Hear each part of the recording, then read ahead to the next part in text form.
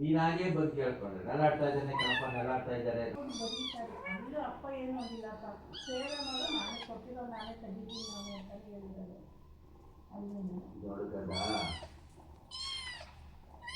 ನನ್ನ ದೃಷ್ಟಿ ಬಿಟ್ಟು ನಾನು ಹೇಳ್ಕೊಟ್ರೆ ಅದಕ್ಕೆ ಹೇಳ್ತು.